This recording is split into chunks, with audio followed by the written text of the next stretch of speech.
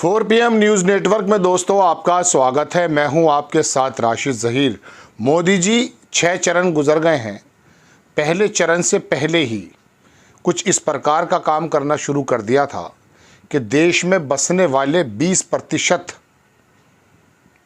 20% बताते हैं, वैसे तो 19.5 मुस्लिमों को उकसाने का काम। लेकिन देश में हुआ क्या?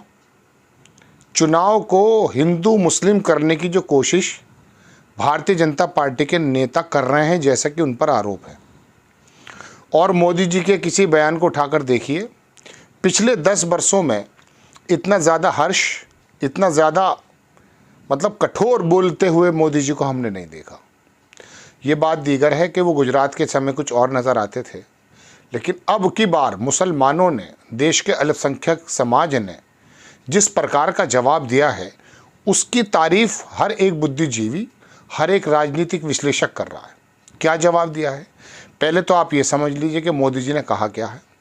मोदी जी ने ऐसी कौन सी बात है जो नहीं कही?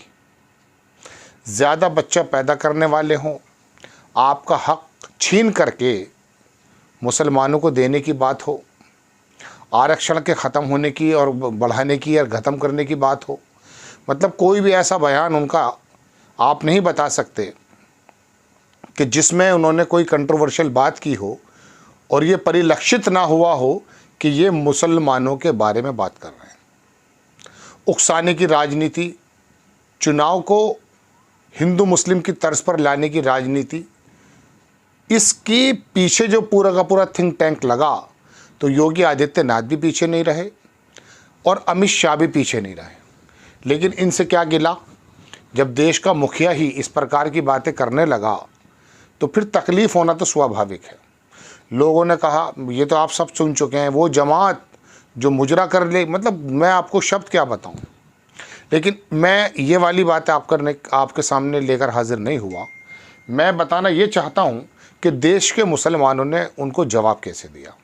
उन्होंने ज़्यादा बच्चा पैदा करने वाला लक्षण बताया हो, घुसपैठिया बताया हो, या फिर आरक्षण और संविधान को, तुम्हारे कोटे को, ओबीसी के कोटे को छीन करके किसी और देने की बात हो, आपकी भैंस खोल करके बाकी किसी लोगों को देने की बात हो, मंगलसूत्र, मछली, मुर्गा, ये तमाम चीज़ें आप सुन चुके। मुझे बदकिस्मती तो ये लगती है मुझे अपनी भी कि मैं आपको देश की दशा और दिशा निर्धारित करने वाली अगर स्कीम बताऊं तो ज़्यादा मुझे खुशी हो। लेकिन मजबूरी ये हो जाती है, जब देश को चलाने वाले देश को इस तरफ ले जाते हैं तो आपको आगाह करना ज़रूरी है।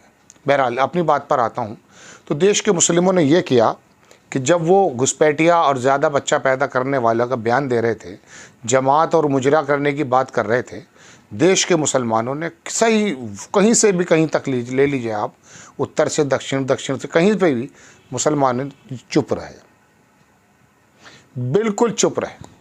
और अगर कोई बोलता तो कौन था वो? हैदराबाद के एक वकील साहब। उन्हें भी इत्तेफाक से एक ऐसी परेशानी में डाल दिया एक लेडी को सामने खड़ा करके, वो अपने ही चक्कर में इतने उलझे कि देश के इन तमाम बातों पर जो बात चल रही थी वो तो कूद कर आ जाते, वरना तो उन्होंने जवाब भी कम दिए और वो अपनी परेशानी में इन्वॉल्व रहे। लेकिन वो बोलते या ना बोलते, बहुसंख्यक समाज को उकसाने की कोशिश जो मोदी जी कर रहे हैं, जैसा कि आरोप लगता है, वो इसलिए कामयाब नहीं हो पाई कि देश का 20% मुस्लिम, 20% आबादी वाला, 17% आबादी, वो जो भी आबादी आप माने, यानी कि दूसरे नंबर की आबादी वाला समुदाय जब बिल्कुल शांत हो गया, तो उसके बाद उनका वो जो एजेंडा था, जो चुनाव को हिंदू मुस्लिम में लाने के लिए उनका कामयाब नुस्खा है, गुजरात के ज़माने से ही वो करते आए हैं, वो फेल हो गया। तो मोदी जी के उस एजेंडे को इस बार खामोश रह करके देश के अल्पसंख्यक समाज ने इस तरह से डिस्ट्रॉय कर दिया, तबाह कर दिया कि उनकी समझ में नहीं आ रहा कि बोला क्या जाए। आज कुछ और बोलते हैं, सुबह में कुछ और बोल जाते हैं, एक सभा में कुछ और बात करते हैं, दूसरी सभा में कुछ और बात कर जाते हैं, और इतनी सटीक बात करते हैं कि राजस्थान में अगर जाते हैं तो दर्जी के हत्याकांड की बात करते हैं। जहाँ जहाँ भी आप ये समझ लीजिए, जो ज़ख्म भर चुके होंगे या भरने चाहिए देश की समृद्धि के लिए और देश की तरक्की के लिए जो चीज़ ज़रूरी है भूलना, सन 47 की अगर लड़ाई आप याद करेंगे तो बताइए इसमें मेरा और आपका देश का फ़ायदा क्या। लेकिन इन्होंने ज़ख्म को कुरेद करके बहुसंख्यक समाज के सामने कुछ इस प्रकार से प्रदर्शित किया कि चुनाव एक तरफा हो जाए।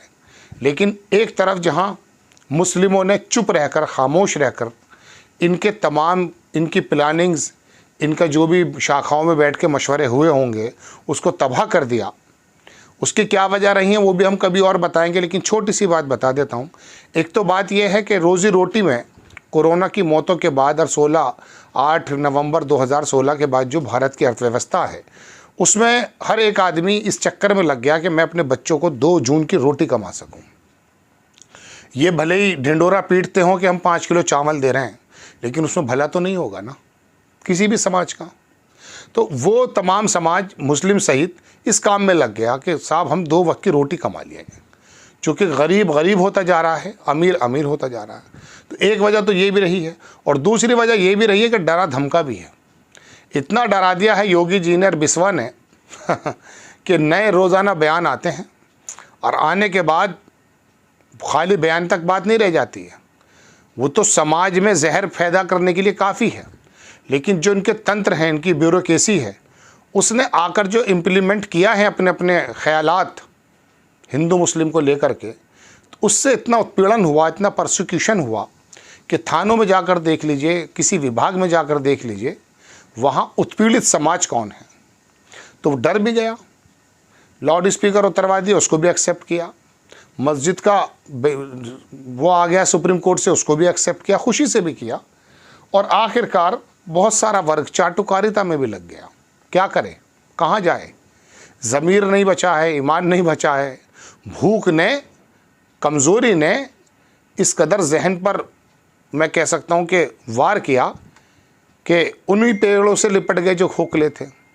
आंधियों से कुछ इस तरह से बदहवास हुए लोग, जो पेड़ खोखले थे उन्हीं से लिपट गए। तो भारतीय जनता पार्टी के नेताओं से भी लिपट गए लोग कि भाई हमारा कुछ काम बन जाएगा। लेकिन वहाँ तो काम भारतीय जनता पार्टी के नेताओं का भी नहीं बन रहा है। इस बार जो ये बदलाव की बयार बह रही है, आप सोचते हैं मुस्लिमों ने बहा दी है, दलितों ने या अल्पसंख्यकों ने या कमज़ोर लोगों ने, नहीं। अपर समाज भी समझ चुका है कि ये सरकार दरअसल गुजरातीकरण, दिल्लीकरण, यूपीकरण, महाराष्ट्रीकरण, अलग अलग कर, ऐसे आरोप लगते हैं, हम नहीं लगा रहे हैं। महाराष्ट्र में जाकर देख लीजिए, बात यही आम है कि गुजरात के अंदर सारे उपक्रम जा रहे हैं जो नितिन गडकरी लेकर आए हैं। तो बहरहाल इस तरह की तमाम बातें, लेकिन मोदी जी का वो तमाम प्लानिंग जो बैठ कर के हुई होगी, जैसा कि बताते हैं, उसको मुसलमानों ने शांति के साथ खामोश रह कर के इस तरह तबाह कर दिया कि रिज़ल्ट आपके सामने 4 जून को आ जाएंगे। भले ही बहुत बदले हुए रिज़ल्ट ना हो, लेकिन फिर भी डेंट लगने जा रहा है। आपको खबर कैसी लगी अपनी राय कमेंट्स बॉक्स में ज़रूर दीजिए।